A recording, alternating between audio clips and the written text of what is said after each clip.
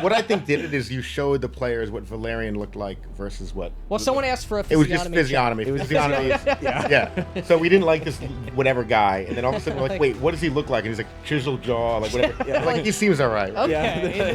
The other guy's like crippled, like no offense to D&D players.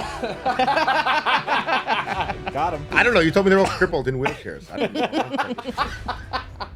That's what you said. Remember? You said to me, everyone who plays D&D is in a wheelchair. Yeah. That's what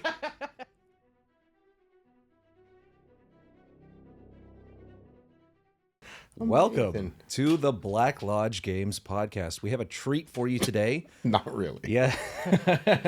You're really selling it. In studio with us today is Evan. He is one of our players in our home game of Adventurer Conqueror King system. He has never played role-playing games before he sat down with us. Has already become the best, most number crunchy. He's mastered the system. He's closed the loop. Yeah.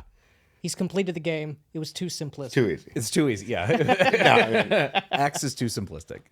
that's because my day job. I'm a finance guy, and I use Excel all day long. So Can you bring the microphone in so people can hear you talk about Excel? yeah, you guys want to hear about Excel? Yeah. No, so like my day job is I do finance on Excel, so it's like it's trivially easy to make the spreadsheets. So To win at RPGs. Yeah. No, but at least the like autism part of it. Can I say autism on here? Yeah, of course. Right. Yeah. I mean, who do you think In our context or audience just is? Yeah, so you joined our Axe game, first session, had never played, and it was, I think, a struggle at first to get you to take it seriously, because you wanted to... Well, because I wasn't sure, right? Well, I didn't join your game. That's not true. Yeah. I don't even know, how did we start playing? I don't know. We showed up to Jesse's one time, and he was Matt like, asked you. Yeah. No, it wasn't me specifically. I thought like, oh, was it Eliza maybe? I remember like we organized one time. We're like, yeah, why next Saturday he's going to bring the stuff and never get ready. I think Eliza was pushing for it. Because Eliza thought it was going to be Lord of the Rings. No. She knew, but it wasn't like I joined a pre-existing campaign. I think we're all kind of like Oh, yeah. No, it was a fresh campaign. fresh campaign, start. and everyone was new. Yeah. Yeah. And I mean, at first I was obviously just trolling, which is like. That's Yes. not unique, but that's not unique to me. Like everyone, Correct. Jesse, like Jesse made that point. Like, but I don't even think that's unique to RPG. Like you guys can say you've ran campaigns for like 20 years, and 10 years ago that. We say though that because a lot of people will tell you that they have 30 or 40 years of experience, but Doing it badly. Yeah, but we have at Black Lodge Games more than 30 million years of experience. Very true. Dungeon mastering. So. In game time. No,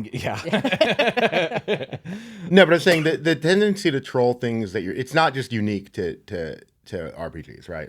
No, and I don't know. I'm correct. saying your viewers are gonna be like, yeah, that's a specific niche thing. Whenever I DM a game with a new player, he trolls. But that's the same for everything, right? Yeah. We're not, great powerlifters, but like when we brought Devin to the gym and taught him like the starting strength, like Right. generally whenever you bring someone to the gym for the first time, they have to like troll it. It's a way to like. Oh, look at me! I'm lifting the weight. Yeah. They go over and they do the like female, the weird, like generally people new to things are like they're gonna troll it and they're like, okay, fine, I'll take it serious. I got that on my system. But by the end of the first session, you were like completely no, in. was it end of the first session? You were. I mean, you were like definitely way more when you were into it. bashing in that guy's head. playing narratively, yeah, but I didn't open the book and like do spreadsheets for like a month. That's true. I don't think I actually did numbers for a month. Right. All right, where's the fucking book? Right. And then the numbers began to flow and continued. Yes, continued to flow. I mean, they're kind of easy. Once you have, it's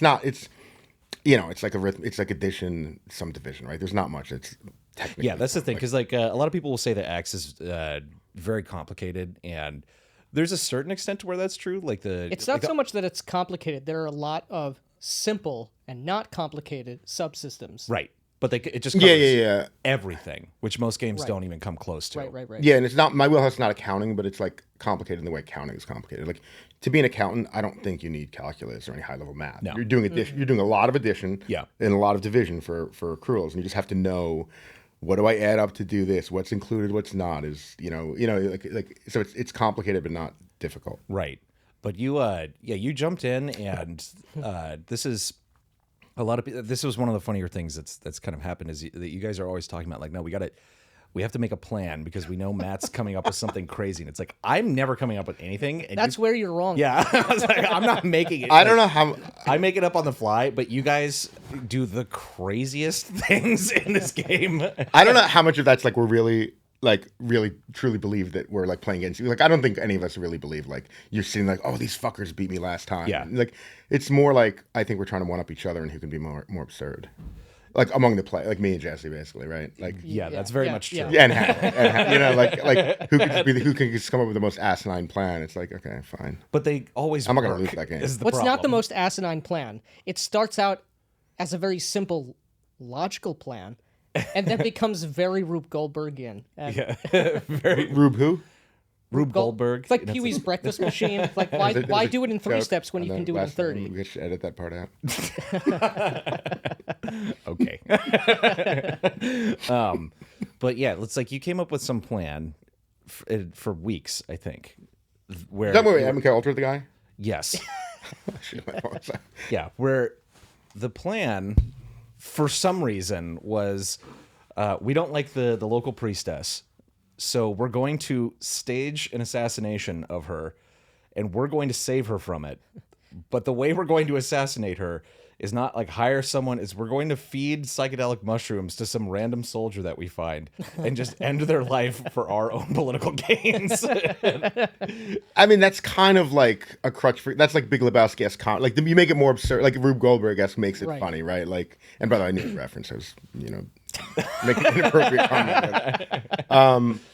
But like, what was I gonna say? Like, yeah, like it wasn't like this is the most straightforward. Like, if for whatever reason there was money on the line, right? Jesse and I and Happy Right. and Eliza are playing, and like we have to like beat the module. Like we probably wouldn't have done that, but it's like let's just make this the most convoluted thing.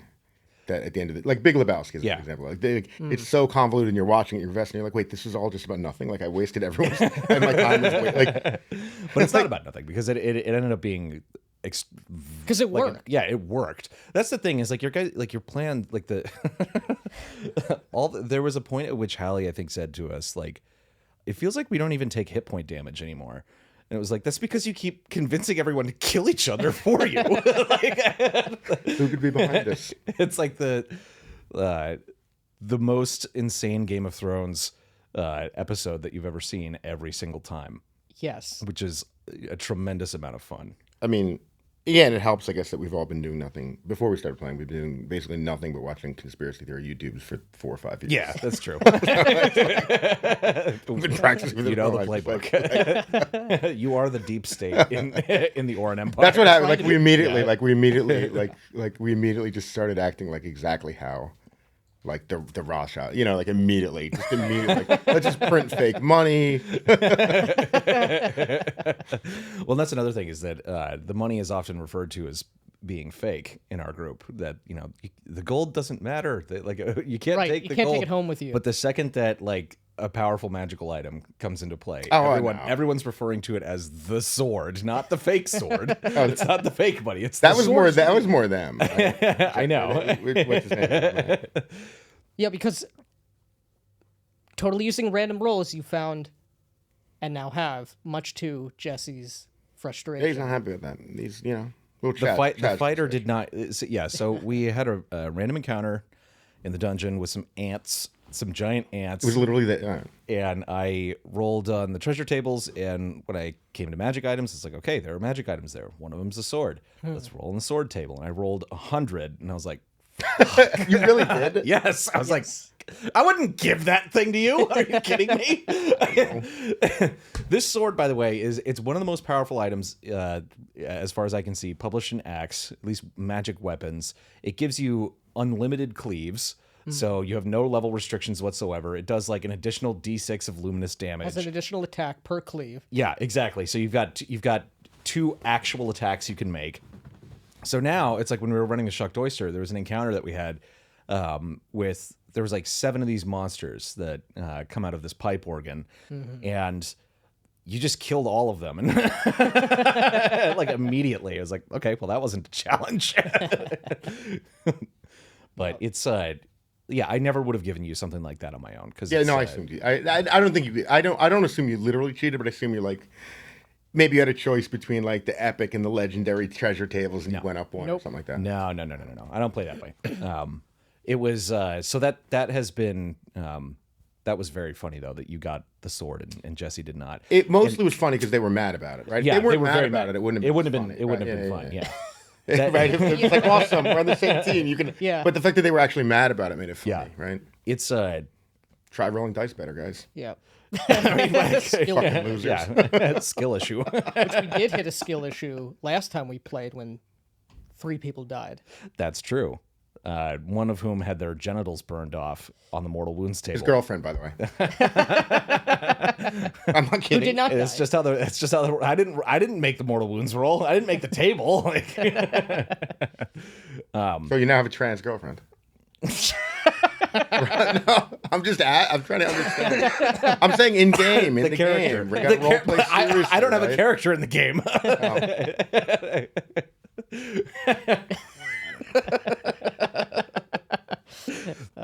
Oh man, no, but that was enormously fun. I've never been able to actually hit an entire party with a fireball before, so that felt pretty good. But the the magic item tables are actually like they're really crazy in Axe because you can get just absurdly overpowered things, and I would never ever deliberately give a player something like that. So it's made you guys fabulous. Well, not even just that, but your characters have become fabulously wealthy through trickery and deceit and conquest. And it's been kind of just mind blowing watching the amount of hijinks that have come out of this game. Right. And the amount of time that you've spent out of the game, thinking about these things, planning these things, building your characters. You went basically from having never played D&D or anything to being very, very focused and fixated on it. And what was it that kind of attracted you to? What was it that got you caught up in it? I don't want to downplay it, but like, I tend to get like if I'm into something, I'll get into something like an aspect. Like I'm sure we all share that, right? Where it's like, not everything I get into, but like when you first get into a thing, you go real. Like I think I go if I'm really into the thing and it passes that threshold where I want to like really nerd out about it, I'll probably go deeper than most people. At least in that short term. I'm not saying I'm an expert, better than any other. But like if I really wanted to get into like whatever, it doesn't matter. Like I would probably spend a crazy amount of time in that, like at least first 2-3 weeks. So it was that just that's natural when you find something that's fun, combined with once I realized like my skill set uniquely, at least in our group, transfers over pretty perfectly. Like I'm an Excel. Oh yeah. I'm an Excel fan. Like I'm not a coder. You're a coder, but it's like coding is almost too powerful for that. You don't need coding. You just need very simple spreadsheets or very simple formulas like addition and summing, and that's really it. Sum if that just aggregate lots and lots and lots of the mechanics that Macrease built into this thing. So it's like. It's perfectly suited for like someone who's good at Excel to just be like, all right, well, it's just typing in all the charts, and then it's like trivially easy to like min max, right? Yeah. Whereas like I guess like Hallie and Jesse are they're to the extent that they're doing it at all, it's going to be much more time consuming for them. They're gonna have to they're doing it on a I don't know what they're doing on a Right. iPhone. They don't have the same kind of just fascination with the material itself. Yeah. So it's like.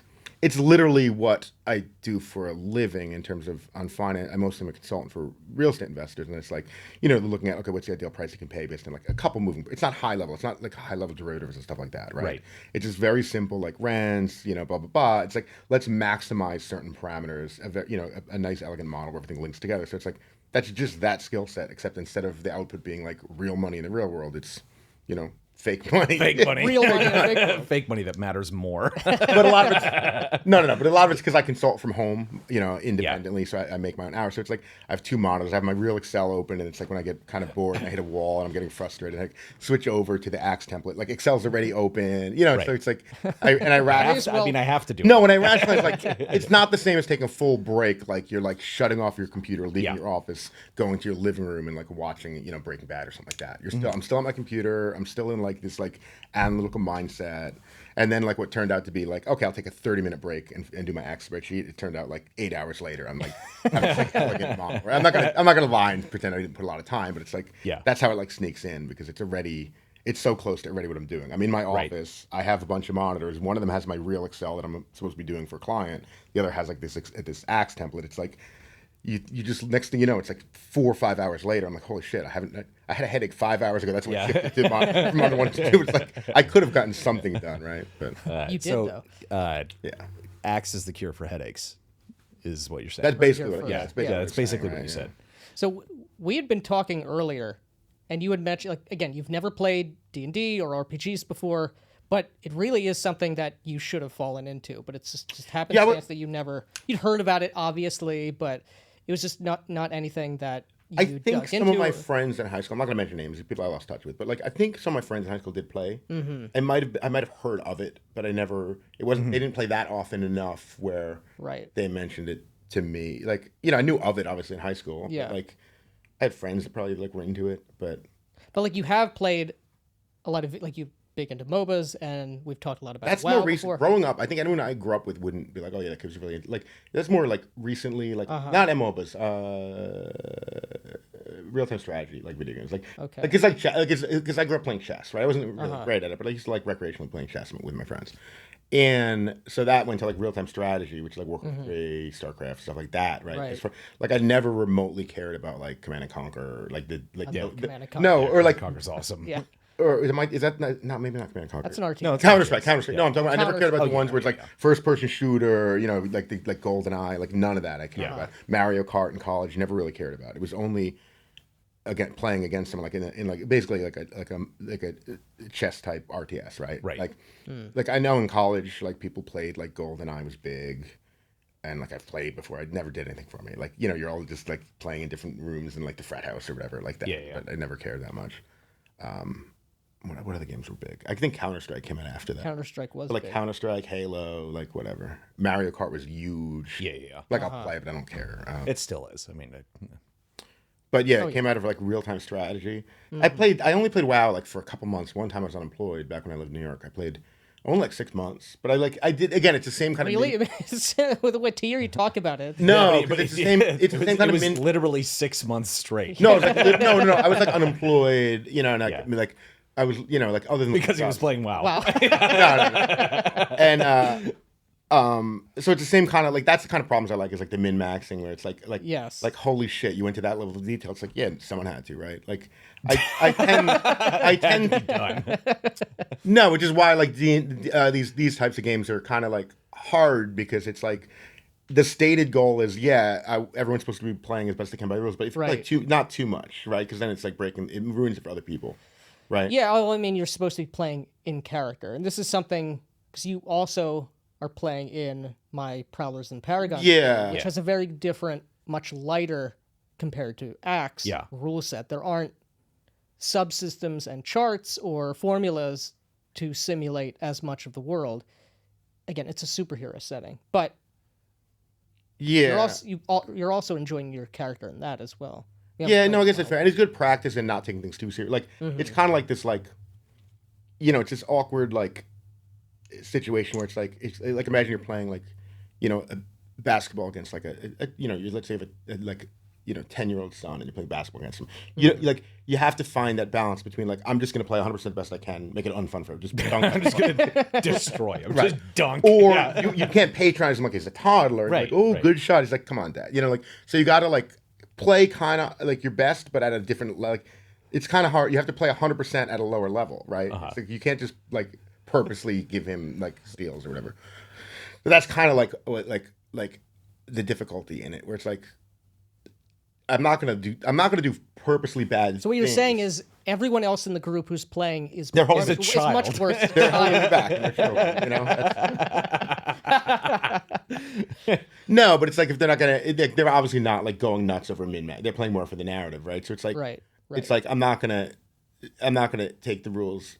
It's like then we're playing different games effectively, right? Like That's true. Yeah. like we're playing different games, right? Like.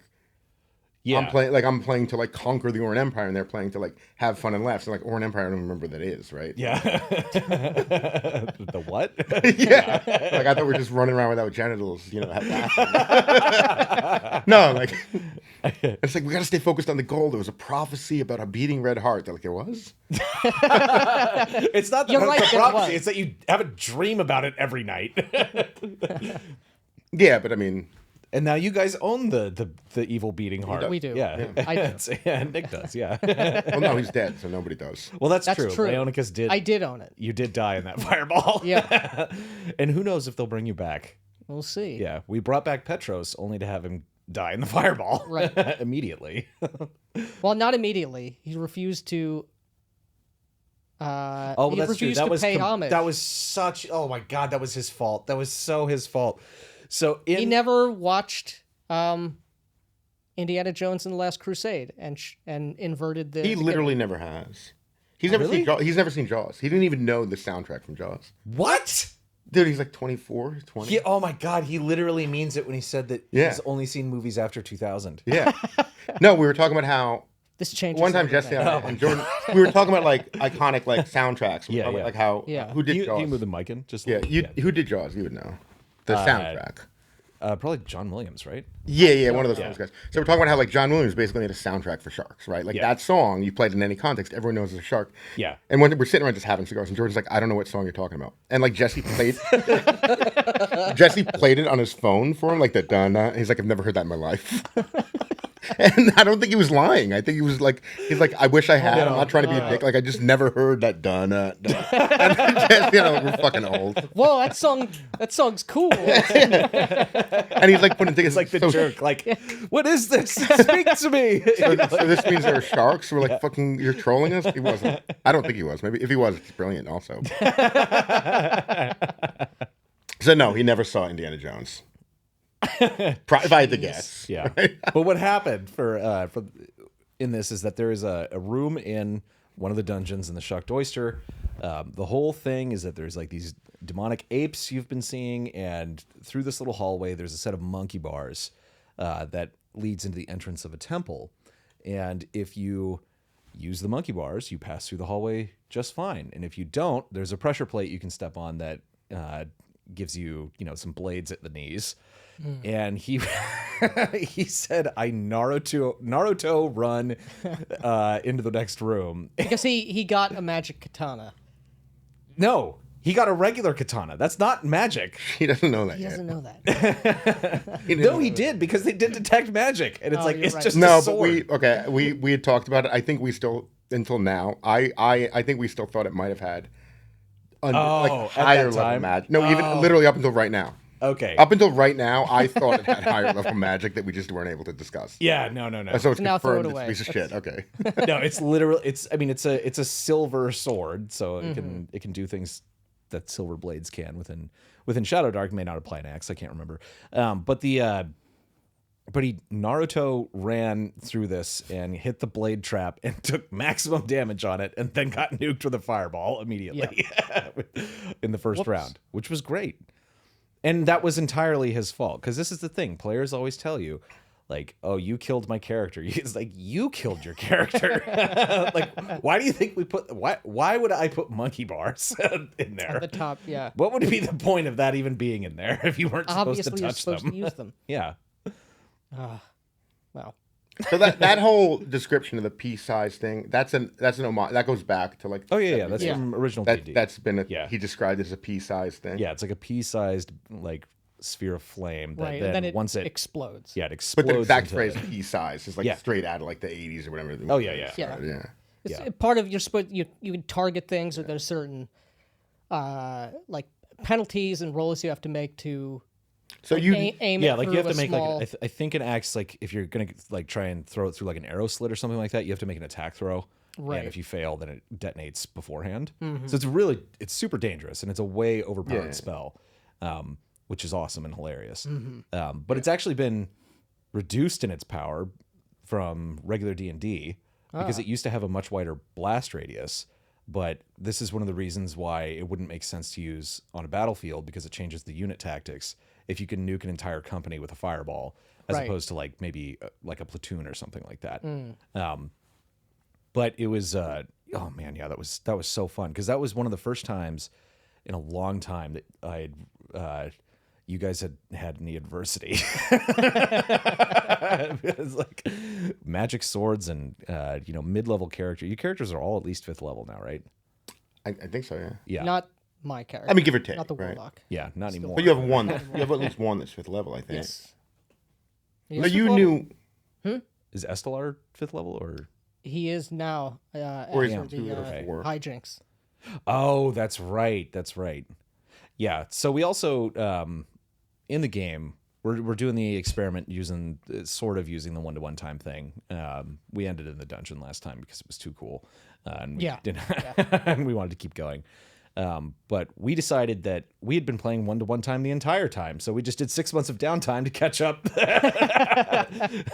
And that's where you really shined, because you got the party. You got everyone rich. Everyone rich, doing like venture runs, which was one of the more interesting things too, because in Axe, doing the arbitrage trading, that's one of the things where, like, if you just glance at it the first time, it's like, this sounds really fucking complicated.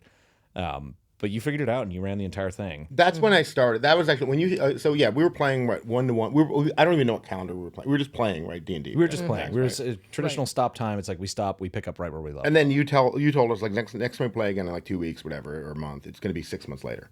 That's when. Right. Well, I said there will be some time passing, and then you started thinking about all the things you could do in downtime. I want it to be 6 months. It was like, we'll do like a month or two, and you're like, I think it makes more sense to do 3 months. I was like, let's just do 6 months, and you're like, really? I was like, yeah. And you're like, okay.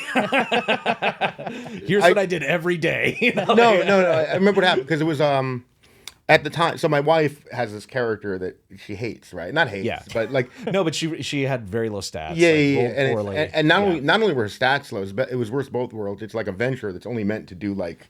Yeah. What do you guys call it? Like crunchy stuff, right? So like my wife is not playing at that level. Like generally, I don't think women, I talk. Yeah, it's just not something she's interested in. Yeah. And generally, not every guy is going to be interested in getting crunchy, but many more guys than girls, right? Sure. So it's like for sure. So she, in hindsight, maybe I wouldn't to any women out there or anyone out there who wants like a cursor, like, don't go venture. Simp. No, I'm saying venture is not for like a cat. Like, if you don't want to read a lot of like autism, you probably like, what are you picking a venture for? Yeah. Right. Like, what do you like?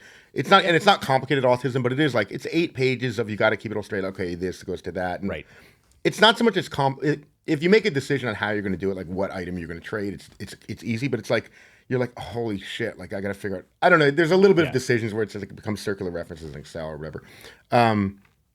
But I was more trying to, I remember I'm being honest. I'm not trying to like downplay why I got obsessed, but we had this downtime because of like, he had to do something, right? Mm-hmm. So I'm like, okay, why don't I do this to try as best I can to help Eliza's character, like power level or whatever you call it. Right. To like help, as my wife, by the way, to help, I have a wife, to help her get into the game. And I was like, so I actually read these 8 pages and I opened up, that's when I first opened up Excel. I didn't open up an Excel model for like Axe or D&D or something like that. I opened it just for like, okay, venture, this really, once I was reading it, I was like, this needs to be done in Excel, right? Yeah. So I started opening Excel and I started like doing these numbers and I was like, okay, she can go leave and come back like 2-3 levels higher, and that'll at least offset the negative stats, and then maybe Eliza will be more interested in playing. Right. She'll be the hero of the, and also here it'll give her a narrative like way to contribute more and like speak up more. She'll be the hero of the group, come back with all this money. So I was doing it and I was like, okay, once I had that spreadsheet built out, then I was like, okay, now we know what she's doing for 6 months. Yeah, it's like then it was like, okay, might as well just do, you know, my character. Does my character just tag along? Which I think I did. I just tagged along with her for 6 months. Right. So as bodyguards, split that 50. Then other people tagged along, and then it wasn't. It was a small leap to then like Jesse or Hallie saying like, hey, do me a favor, help me out with blah blah blah. Right. But it was the venturing mechanic in Axe that I initially was like, let me just open Excel and just make the okay, we go back and forth buying and selling. It's like that app. You guys ever play that? It was a game like Drug Dealer. The little, you know what I'm talking about? It's just a little like basic game on your phone where you like buy her, like it's just it's basically a random number generator. You go to 5 different cities, you bounce around and you pick which one to buy and how much to buy of it. So it's like that kind of mechanic. But that's why I started. It was a 6-month downtime to help Eliza get her character like. Well, and that really did open everything up, both from a narrative standpoint and otherwise. Like that, this whole other horizon of options really fed into my and Eliza's backup characters. Oh yeah, the 2 dwarves and the elf. Yeah. That's fun. That is fun. You don't have to use that guy. What's that? Because your other guys are dead. Well, if you guys, I like that character too. That's fine. Get the infinite wish hack. Kangas is a fun character. Kangas is a fun character. Yes, he is. A bayou dwarf. Yeah. Louisiana dwarf.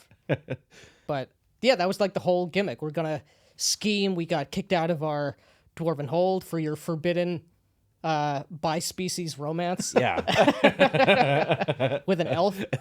Get out. So Never we're going come to back. obviously get a relic. We're going to get lots of levels. We're going to be badasses, and we're going to take over by hook or by crook this other hold. It's going to be... And this is one of the things, though, too, is because you, like you said, you got really into like the min-maxing and stuff. Your dwarf character, you spent like 2 weeks building this guy. Like, it was about maybe. Yeah. I mean, like really choosing, like, because you were looking long term. How do I make this guy a beast later on? Well, not a beast in general, but that was more. So I did Eliza's character, my wife's character. I did for the venturing. This was I was looking into magic research. I was like, okay, this is another cool little because I already had the spreadsheet. I'm like, okay, let me just spreadsheet out another. Because honestly, ultimately, a lot of it was maybe to help you. Like, I'll give you my spreadsheets. Like, I don't care. Oh yeah, right? yeah. But then I was like, okay, so I have a spreadsheet not just for specifically my wife's trading run for this 6 months. I was like, I can just make this into a template, right? Which is like kind of like a trick I learned in the corporate world. You know, if you're given a deal to look at in Excel, you're better off spending. You can do. Let's say someone gives you a deal, whether it's a real estate investment deal or I've done some private equity stuff. They just give you something. It's like, do we invest $10 million in this? You know, South American mining company? Yes or no? Right? You can probably chew through that book and make an Excel model that gives you the boss's presentation sheets in a certain amount of time. Let's call it 40 hours, right? But if you do it more methodically from the start, maybe it's going to take you 70 hours, but you're doing it in a way that once that deal is done, whether they decide to go with that deal or not, you can now, it's really, like instead of just as you go tab by tab in Excel, putting in constants, squirreling them away, and then the end result is we walk away from this deal because it's a terrible deal, you can't reuse, like the quick way of doing something, it's just, like I guess like the roundabout ways of doing things, right? The quick way to get something done, it's not really reusable, right? It's like I squirreled away constants throughout this. So I did the venturing run in the way that I've just been trained to do financial modeling my whole career, which is have all the inputs here. Everything other than what's on this one tab in this one clearly delineated section is just agnostic. So in order to reuse this, to not just be the venturing runs for my specific character in my campaign, but to be just a general template, you just delete these numbers in this one clearly delineated section. So I was like, I got that one done. Why don't I do this for magic research? Right. So I opened up the magic research section. It's things about rates based on level and different proficiencies you can take. Yeah. So I basically made an if-then, like pick what proficiency you have, yes, no, this one. It has an index match formula. So I basically was like, okay, I'm having fun doing this like high-level Excel modeling that there's nothing more to do in the venturing section. So I wanted to do it for the magic research section. That's why that's what I did with my magic guy. Axe is a solved game. No. No, it's not solved, but it's like you're making like spreadsheets. Like you still have the dilemma of how much do you want to, like, I like to know what is the ASPE like min-maxing thing to do. It doesn't mean I'm always going to take that path, right? But at least I want to I want out of curiosity. Yeah, I want to know. Like I'm not necessarily going to pick 3 points into Dex, and it doesn't make sense to hold this in the left hand because my left hand is weaker. Like I might choose. Let's say you have something where one of your characters' left hand is weaker. It's like you would never hold the strong sword. But like I still want to know them. I still want to know, and then I'll choose off there, right? I still want to know what the ASPE sort of min-max way to do it would be. I don't know why. It's just, I guess a personal thing, but I think everyone's like that, right? Yeah, but it was funny because like you really basically planned out this character to be set up for success at higher levels. Oh, you're talking about you almost killed him? I almost killed him. Yeah. Okay. So this is what happens. They find a dungeon basically. They've been tracking these other dwarves, and they're like, okay, they're in these ruins. But we found this safe haven through a random encounter. They found a safe area where it was a random terrain encounter. They could basically find this little cave that they could stay in and be safe from random encounters. So they sleep. They're like, we're going in the next day. But you had basically been like, this guy, he can't do magical research. He's level 1, but he can do this thing called like dwarven brewing. And he's like, I got these like mushrooms and stuff like that. He's like, I got to find these mushrooms because I want to make these potions because they get me an extra hit point. And so first thing when you wake up, you used like your one spell for the day to find the mushrooms. Yeah. And I was like, okay. Like I knew that was going to be a mistake, but of course didn't tell you. But then, you guys went in and you had some pretty difficult fights, and there was only one unexplored room in the dungeon, and you had a bunch of treasure, and you're like, well, we should just go in there. Like we can hear the dwarves. Yeah, we can't leave a bunch of dwarves. We can't just leave them. Yeah. No, that's what I don't. I was saying that, like, I knew it was on the other side of the door. I think we did that correctly because, like, I do too. The point isn't to beat the game, right? Because Right, the of point course. is, what would these doors like? We would have run it like in real life. We would have run it like you're. Yeah, we've already been on the road for like 6 Yeah. And you months hear like, familiar voice, like So it's like Right. No. It from an in-character perspective, it was the correct choice, which is the right way to play. But it was interesting because it was like there was an element of like you could see how all of the things work towards your character being like awesome in this specific way, but this was like almost like an in-game resource management thing. Where you were like, after that, you're like, okay, lesson learned: never use your spell before you go into the dungeon. I'm half kidding because then Yeah. you don't want me to do it too cautiously, which is technically if you want Right. if you want to min max, right? Sure. You clear a room, you sleep for the night. You Every leave. Cast or you sleep for Right. the night in the room. Every I cast move 5 feet, I go to bed. and everyone goes. All the casters sleep. The non-casters keep watch. Casters wake up, full spells. Go to the next room, burn out all your spells, sleep for the night. Wake. It's like Yeah, but the Like, thing is, do we you're wanna gonna, do you're that? gonna be facing random encounters in it. Like sleeping in a dungeon is not a good idea. The only reason that you guys were able to do that in the Shucked Oyster module is because you found a room that was basically magically protected. I think even with the random encounter, I think it's worth the risk. It depends on your party. If you have 6 people in a party, 3 of them are casters. They're all out of spells. You have 3 other fighters that can just fight, right? Right. You say we're going to sleep for the night. Worst case, you have a random encounter. Well, You're not Straight gonna have one. You're gonna have a lot. all night, just thousands. Well, here's the It thing. depends on how deadly the dungeon is. If because- you are out of resources, if people take a hit point damage, if nobody has any spells, mechanically, this is reflecting the fact that you're tired. You're wounded and you're tired. Yeah. It does make sense. It's not an ideal situation, but if you're deep in a dungeon and you have nothing, random encounters happen like every. Yeah. It could be several times an hour, though. Is the thing. Okay, Sure, here's what you do. You actually cycle so you have 5 people in the party. One person burns out all his spells. That one sleeps while the other. So you still have 4 people. everybody carries them on a. No, you still have 4 people at full strength for the random encounters, right? And then Yeah. the second one burns out his spells on the random encounter, and then the 5th one's back. Or you So could kind go of What do you do when outside and go to camp, and makes it not be fun. in. How does that not? You just come No, back I'm saying the next way day. I'm Yeah, saying yeah. it makes it not fun. Yeah, yeah. It's like it's not about resource. Oh, right. Like If it's you're not doing just that. like Yeah. oh, we have staggered casters sleeping on the cot and we're Right. carrying them around. It's like okay, fine. Why don't we just tell you what treasure you got? Like fuck, Yeah. fuck the module. Like, why don't we just tell you that you rule the Oran Empire? Now it's done. It's over. You rule the Oran Empire. Beat the game. One beat day the you were game. level 7, and then you did some stuff, and then you were level 8. Because the real fun is the friends you make along the way. That's true. Or the enemies. Yeah. Oh yeah, Jessica gets so mad at me. That's amazing. Yeah, the friendships that you destroy Yeah. along the way are really the friends you make Friendship. along the way. How funny would The that? friendships that we've lost, Luigis, and the enemies in Gaston. Well, I think we're talking real life. that too. But there's also they're trying to. I think there's talk that they're going to try to resurrect Luigis. Now that they have the Instead of- wish spell instead of Leonicus instead of you. The Yeah. Luigis is was a level 0 henchman. Henchman. Yeah. Who just happened to keep rolling nat 20s. Yeah. Or like 19s, 20s. A true hero. Yeah, killed a bunch of monsters and then had his guts spilled across the dungeon floor. They threw him a heroic funeral and Dedicated our town. Yeah, their town, their settlement that they've created is Luigia, named after him.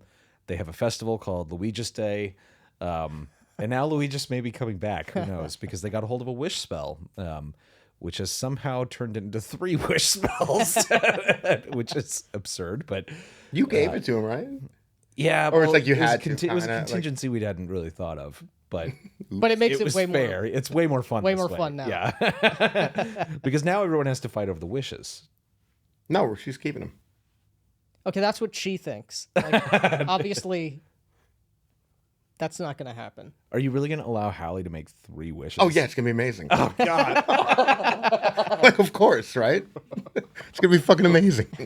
I think she said she was based off of the wish spell description it acts. She wants to crossbreed her totem animal with one of the NPCs. With Gaston. Yeah, the Raven and Gaston instantly crossbreed them.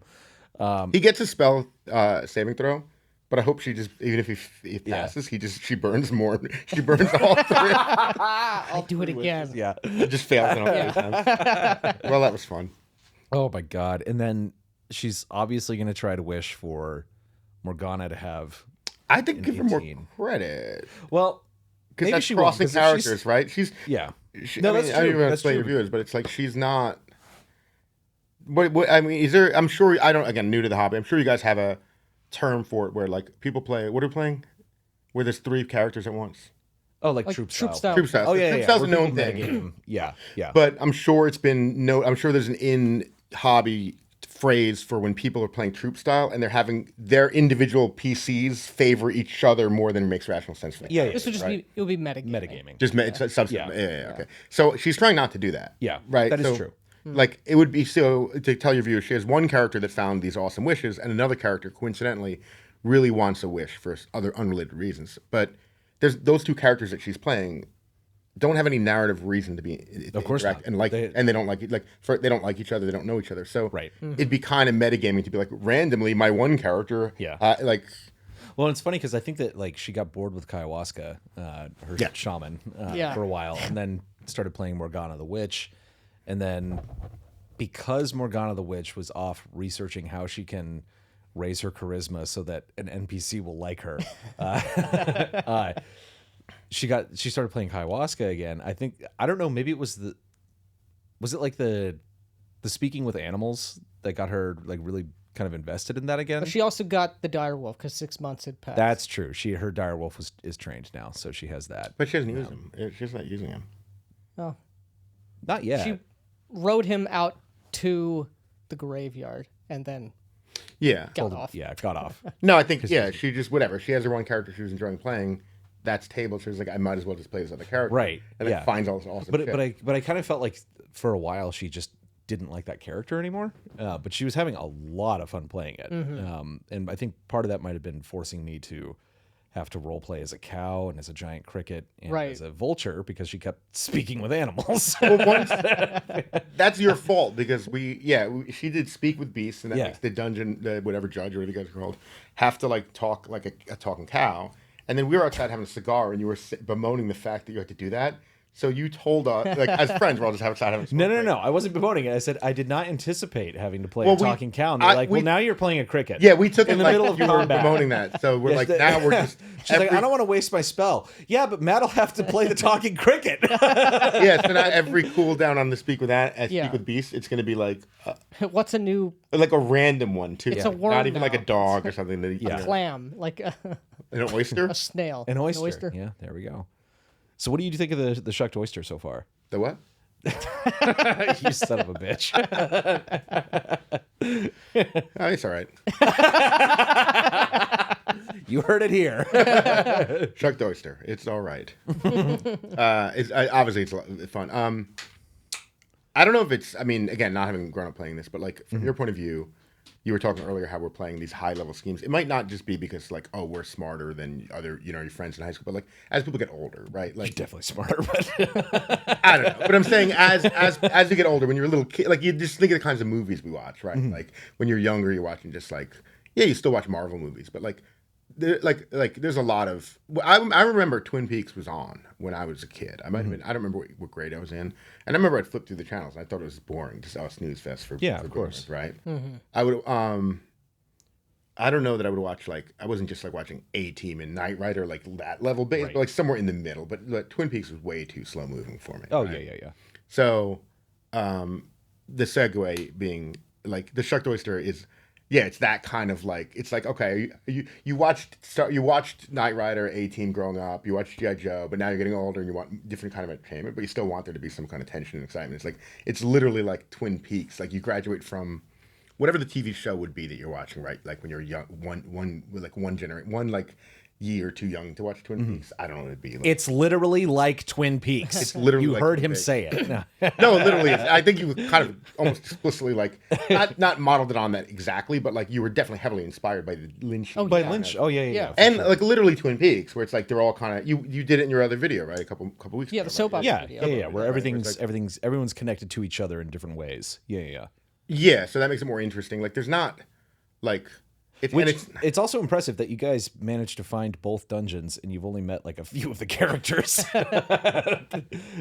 You guys have not interacted with like most of the people in the Shucked Oyster yet. Mm-hmm. Yeah. And no, I think I do. Okay. In all seriousness, yeah, I think it's like a very well done. And again, I don't really have much frame of reference, but it's very well done. Like just from a writing point of view, like, yeah, it's not like, and a lot of people make the mistake where they think like Twin Peaks is just randomness, which is Twin Peaks season 2, where like it's not just like random, like wacky, like how South Wouldn't Park it be cool if makes this fun of, happened now? or how South Park makes fun of Family Guy. Like, just put randomness, and it's like, oh, random, like this, like this random guy here walking around naked with a sword. Like, that's gonna tie in somehow, right? Like, everything ties. It might be tangential. It might not be that. It's not everything's gonna be super relevant, but like in Twin Peaks, right? Like, it's like everything, like Leah, everyone's somehow related and like matters, right? Like, like towards the unraveling the mystery, right? In season 1, season 2, then you have random, like Josie Packer turning into a doorknob, whatever. Yeah. But that is like the challenge to stay to write how David Lynch was writing Twin Peaks season 1. Mm-hmm. And a lot of people, even like people who worked very close with him on season 1, thought that all he was doing was random. Ooh, here's a new random thing. Yeah. Oh, it's he's like a Civil War general. Well, I've never seen Yeah. Lost, so I don't comment on it. But it's what people criticize a lot. I watched the first couple of episodes of Lost when it was on, and I figured out very quickly. I was like, this is going nowhere because it's cliffhanger every time, and then nothing happens for the rest of the next episode until there's the cliffhanger at the end. And I was like, I'll just watch this when it's all out on DVD. And then when the show ended and everyone said it was terrible and that it went nowhere, I was like, I knew it. Right. I was right. Is it just like we forced AI to watch 10,000 hours of David Lynch? Basically, it's just the perpetual mystery box. Like nothing matters. Nothing is linked to anything. To an extent, Battlestar Galactica did that as well. The Sci-Fi Channel show. But I remember even when that ending happened, people were like, "Well, at least it wasn't Lost." I never. Yeah, but that is the thing. It's like we don't want things to be, this random weird thing. I've run games because like that's everywhere. That's the best that most people can do, and it's so unsatisfying. Absolute dog shit. Yeah.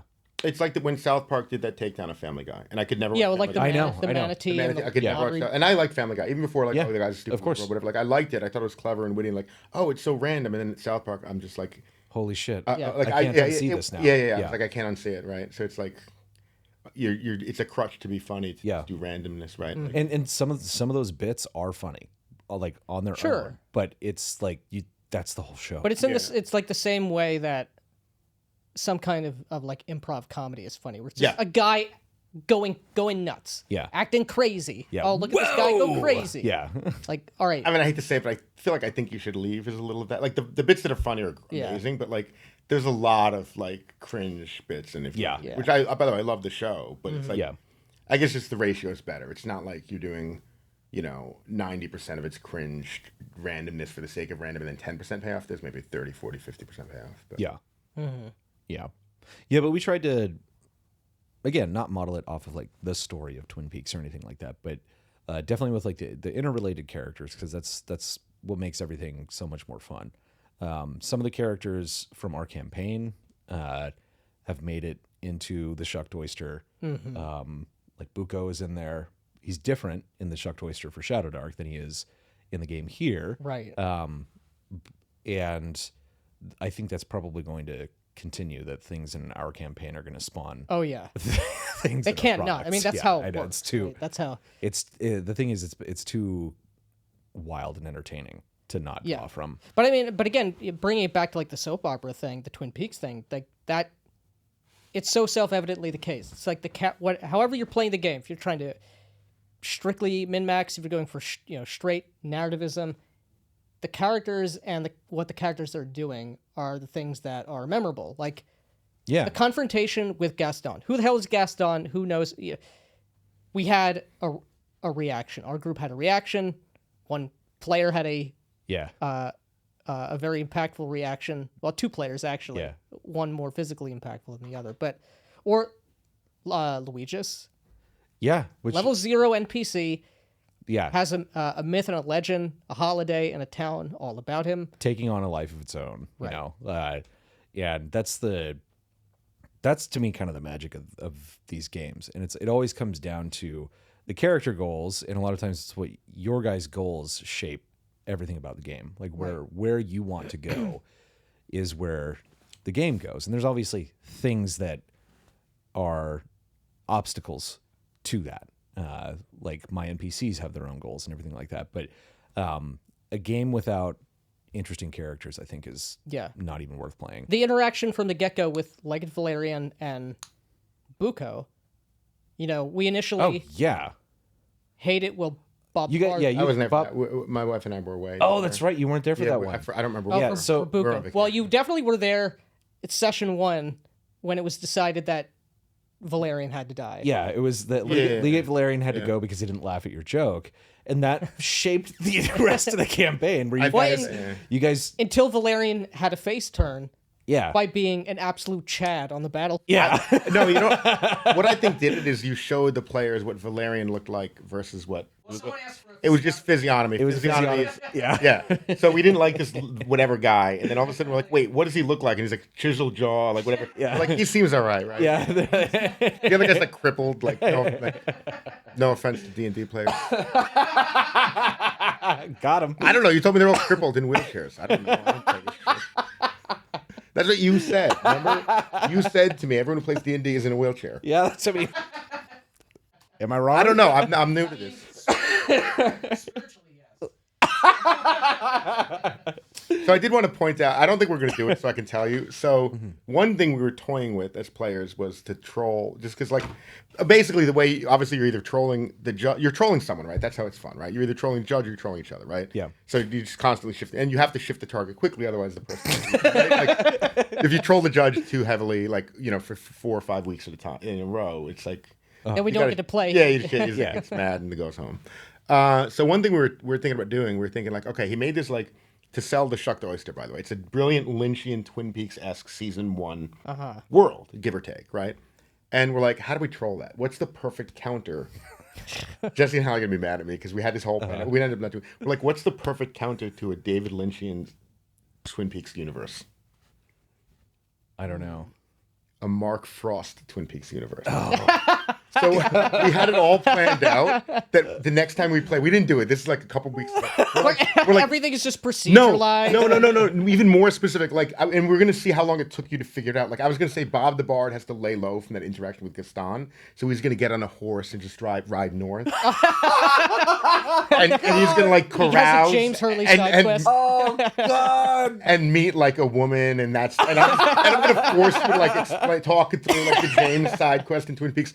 And then Chad was going to be so like upset about like strategically he lost this battle, so he's going to buy like miniatures or like call them, and we were just going to play this out as long as we could with like enough like little hints, and like Morgana was going to be like one like I don't know who she was going to be. I think she was going to use disguise and come back like a Japanese businessman. And we were going to just see how long until you realized, like, you motherfuckers. Like, this is just season 2 of Twin You're Peaks. just Mark Frosting my David Lynch. And like, you're like, so does Bob do anything? Nope, just spends another day just singing songs to this lady up in Ciudad. Oh my God. We should have fucking done it now. Oh my God. And then how would we have brought it back? We just kept doing it. How did they bring back Twin Peaks? I mean, I would have done something. Well, that's the thing. I would have taken things into my own hands and killed all of you somehow. Locked you away in the Black Lodge. Yeah, like James is just up there with his bagpipes or his lute, just staring. Then the game just bar. becomes The Return. Yeah. Yeah, and Jesse was really going to play Chad. Like, you're like, okay, does he do anything with the strategy? No, it needs to replay the battle one more time. He's got like the sticks on the battlefield. He has to win the battle for Zahar. Yeah. Like he's going to be replaying like the old Zaharan battles in his mind over and over. I forgot who else. Like, you just watch season 2. The bad Yeah. Like, who's going to get super strength? We didn't think of that. Yeah. Like Nadine. Someone has to take steroids and do. Someone comes to Larador for mushroom steroids. No, we're going to do it all. And someone has to take more steroids. And we're going to play it straight and see how long until you realize what we're doing. Oh my God, that would have been brilliant. We should have fucking. You should have fucking done that, dude. That's so fun. Sorry, guys. I would have been so fucking mad though. Why